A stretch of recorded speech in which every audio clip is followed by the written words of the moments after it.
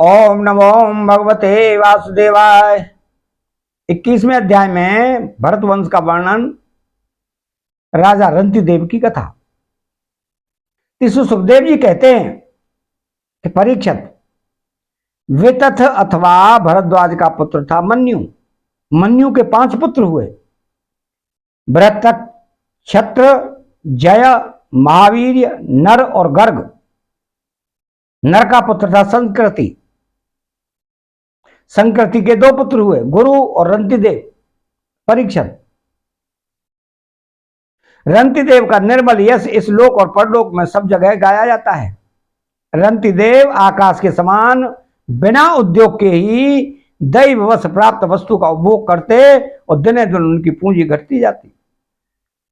तो जो कुछ मिल जाता उसे भी दे डालते और स्वयं भूखे रहते। वे संग्रह, परिग्रह, ममता से रहित तथा बड़े धैर्यशाली थे और अपने कुटुंब के साथ दुख भोग रहे थे। एक बार तो लगातार 48 दिन ऐसे बीत गए कि उन्हें पानी तक पीने को न मिला।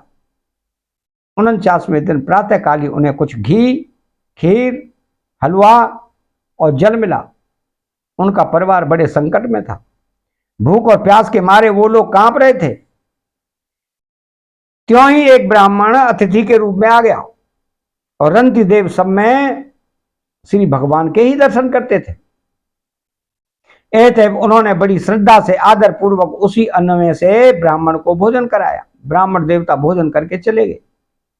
परीक्षित, अब बचे हुए अन्न को रंतिदेव ने आपस में बांट लिया और भोजन करना चाहा। उसी समय एक दूसरा शूद्र अतिथि आ गया। रंतिदेव ने भगवान का स्मरण करते हुए उस बचे हुए अन्न में से भी कुछ भाग शूद्र के रूप में आए अतिथि को खिला दिया। जब शूद्र खा पी कर चला गया तब कुत्तों को लिए हुए एक और अतिथि आया। उसने कहा, राजन, मैं और मेरे ये कुत्ते बहुत भूखे हैं, हमें कुछ खाने को दीजिए। रंतिदेव ने अत्यंत आदर भाव से जो कुछ बच रहा था सबका सब उसे दे दिया और भगवानमय होकर उन्होंने कुत्ते और कुत्तों के स्वामी के रूप में आए हुए भगवान को नमस्कार किया।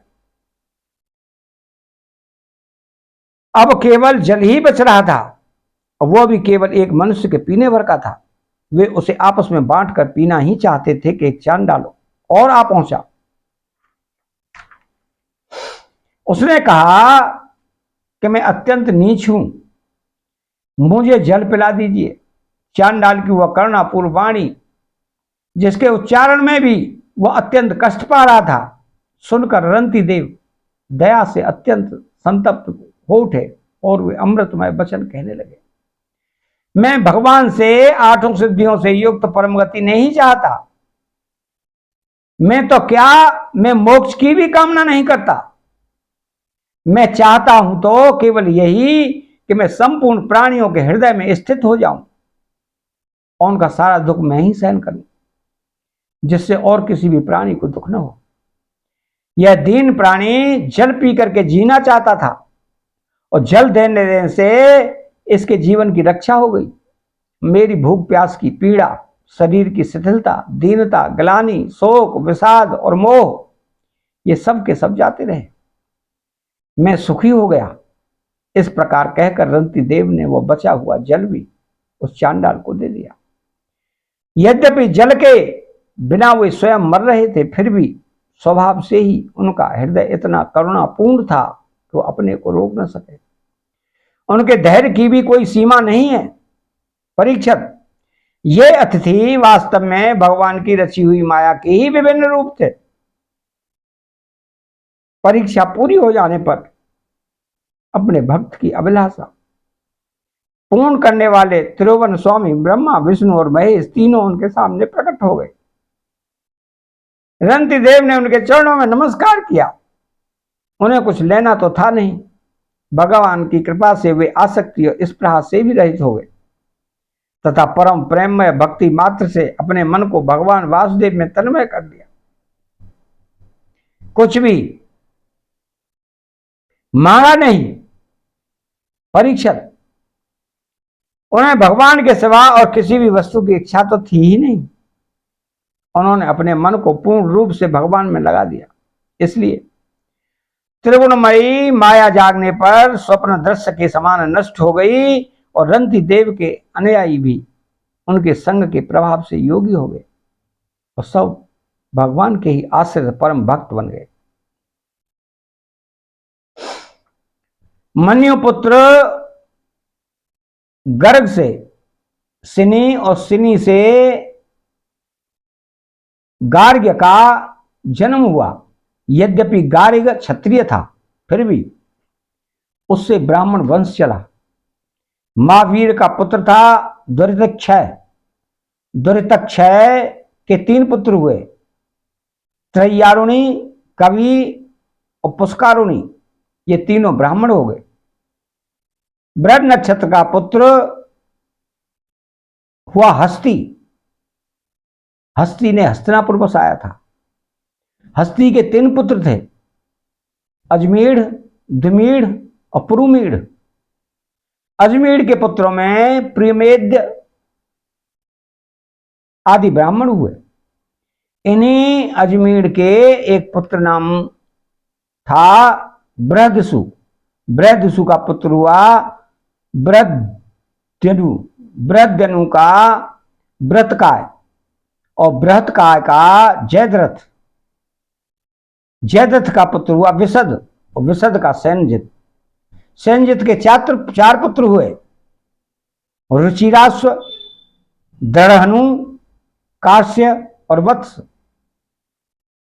जो रुचिराश्व का पुत्र पार था और पार का पृथुसेन। पार के दूसरे पुत्र का नाम नीप था। उसके 100 पुत्र थे। इसी नीप ने छाया सुख की कन्या कृत्वी से विवाह किया था। उससे ब्रह्मदत्त नामक पुत्र उत्पन्न हुआ। ब्रह्मदत्त बड़ा योगी था। उसने अपनी पत्नी सरस्वती के गर्भ से विश्व कृसेन नामक पुत्र उत्पन्न किया। इसी विश्व कृसेन ने जेगी सभ्य के उपदेश से योग शास्त्र की रचना की। विश्वक्सेन का पुत्र था उदकस्वन और उदकस्वन का भल्लाद। ये सब बृहदसु के वंशज हुए। द्विमीढ़ का पुत्र था यविनर। यविनर का कृतिमान और कृतिमान का सत्यधृति।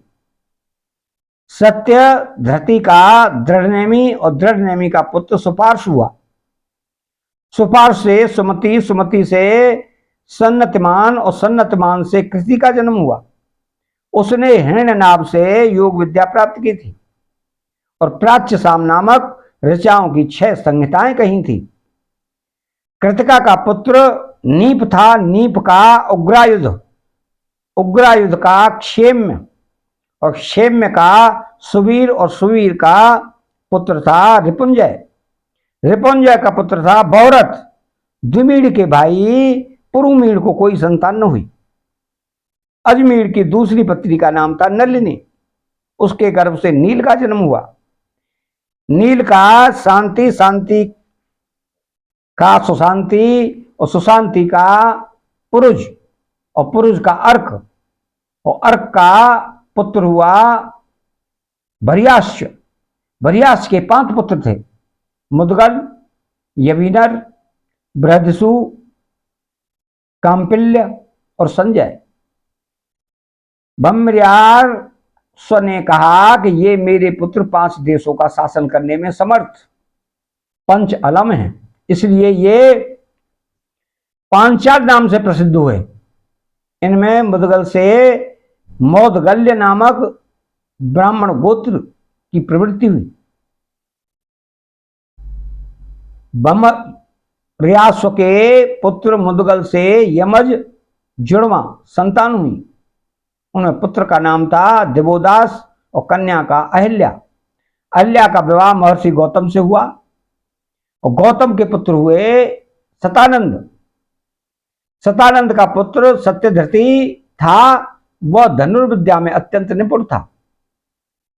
सत्यधृति के पुत्र था शरद्वान। एक दिन उर्वशी को देखने से शरद्वान का वीर मूंज के झाड़ पर गिर पड़ा। उससे एक शुभ लक्षण वाले पुत्र और पुत्री का जन्म हुआ।